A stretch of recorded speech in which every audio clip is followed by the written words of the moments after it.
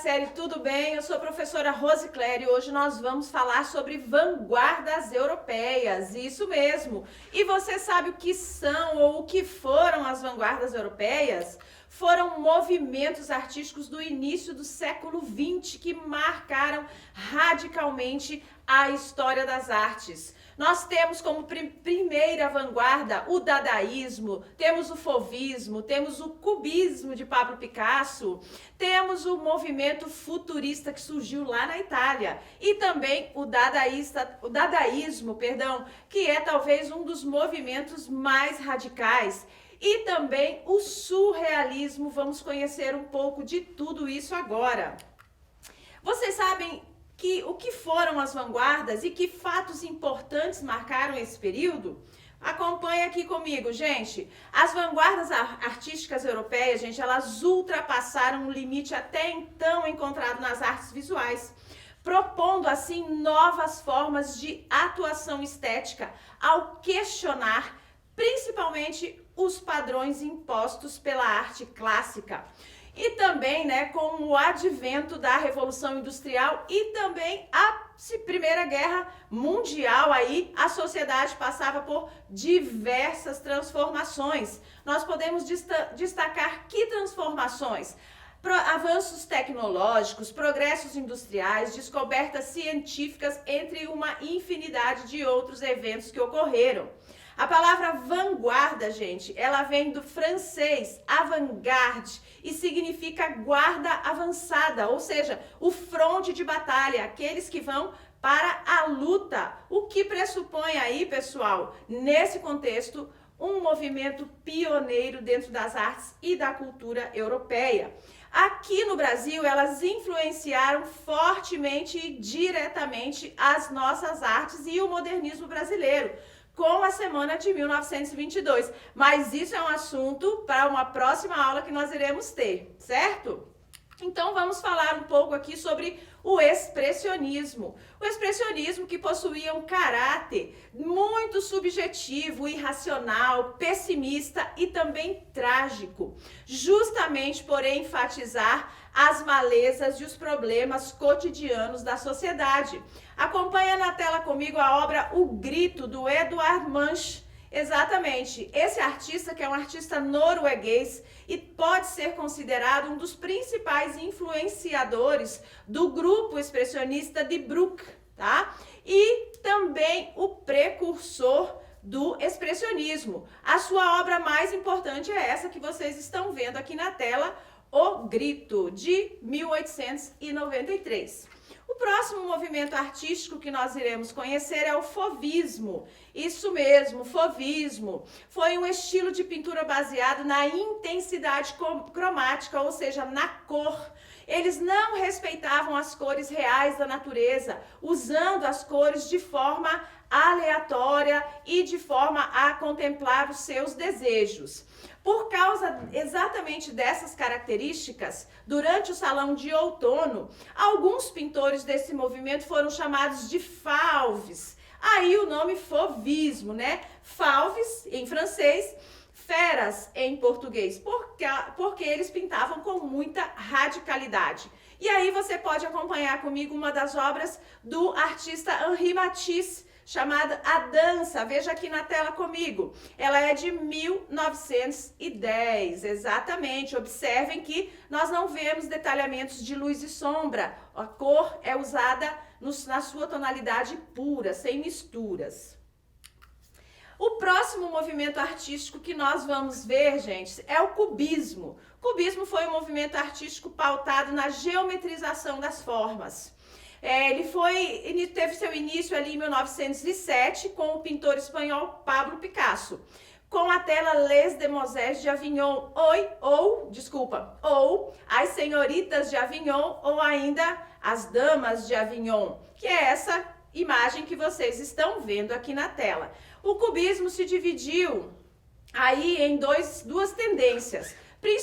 Primeiramente, o cubismo analítico, que traz as formas e as figuras tão, gente, desconstruídas e fragmentadas dentro da tela que era meio difícil de a gente reconhecer os objetos. Mas aí Também houve o cubismo sintético, que era onde os artistas voltaram a dar um pouco mais de forma às figuras, porém ainda não trazendo elas como elas eram na realidade.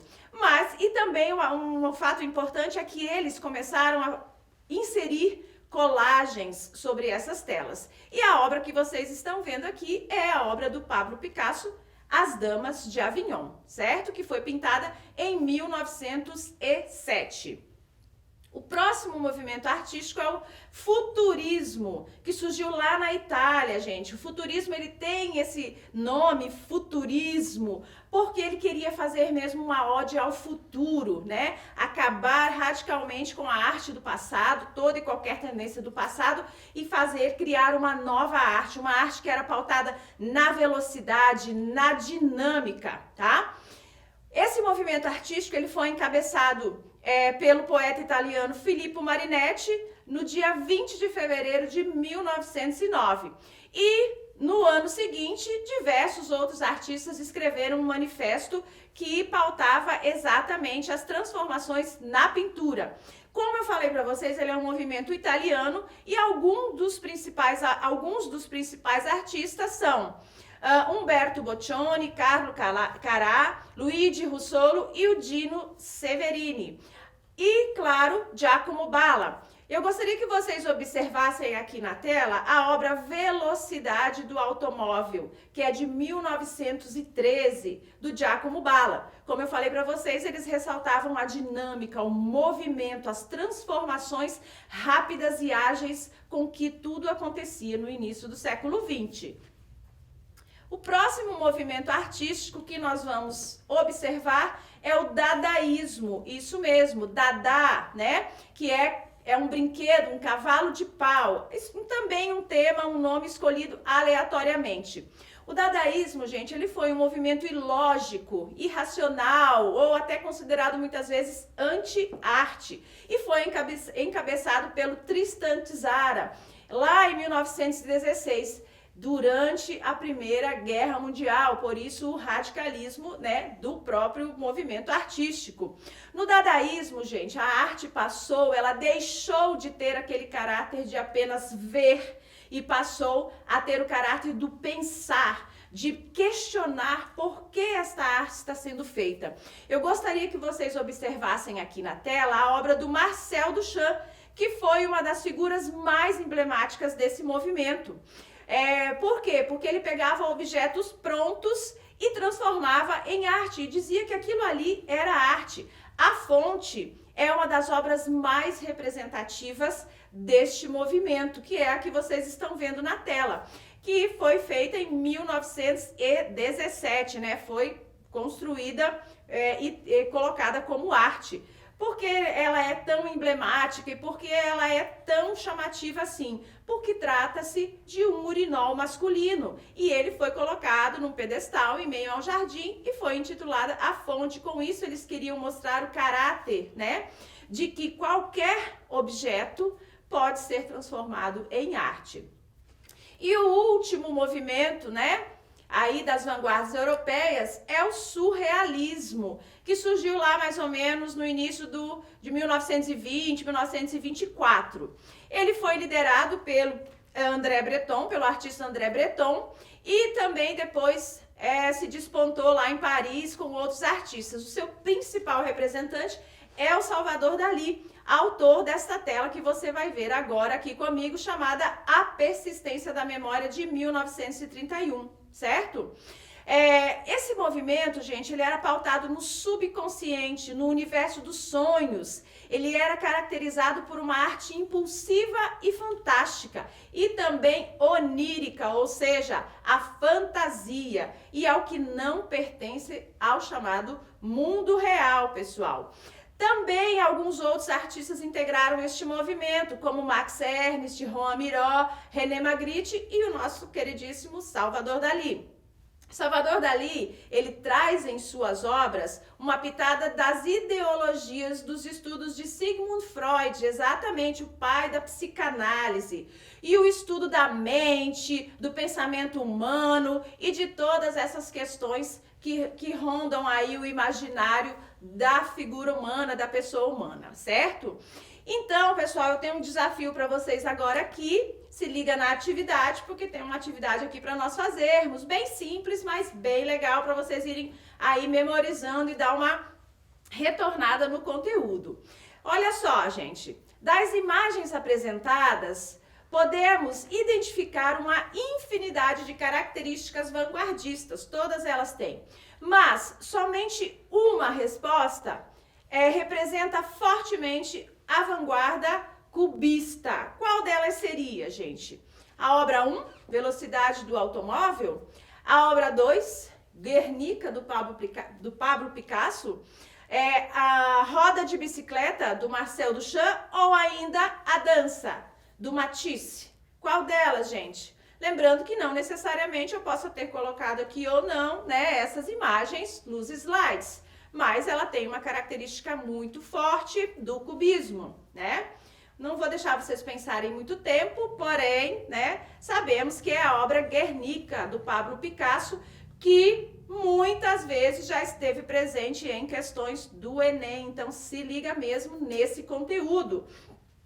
E eu tenho uma atividade prática para vocês fazerem, muito legal, referente ao movimento dadaísta. Quem fez essa proposta de atividade foi o próprio Tristan Tzara, porque ele dizia que todo mundo podia ser um grande poeta. Então ele colocou aqui, se liga aqui, olha aqui no slide essa receitinha que a gente vai ler para vocês aqui. Para fazer um poema dadaísta é preciso o quê, gente? Pegar um jornal, uma tesoura, escolha um artigo nesse jornal, do tamanho que você quiser ou do tamanho que vai ser o seu poema. Recorte esse artigo e em seguida coloque dentro de um saquinho, sacuda de leve aí esse saquinho e vá tirando essas palavras de dentro aleatoriamente, sem ordem. Conforme você for tirando as palavras, você vai escrever ou colar na sequência essas palavras. E aí, gente, certamente o poema se parecerá com você. E eu vou te dizer, ele um escritor infinitamente original, sensível e gracioso. Você pode não ser compreendido na sua poesia, mas quem disse que todos os artistas foram compreendidos, principalmente no dadaísmo? Então, gente, um abraço para vocês. Deixo para vocês aqui agora algumas dicas de acesso. Lembre-se que esta aula e muitas outras estarão no portal Eduque. Isso mesmo, assista quantas vezes você quiser, baixe o material dos slides e estude, aprofunde-se. Um abraço grande para vocês e até a próxima aula. Tchau!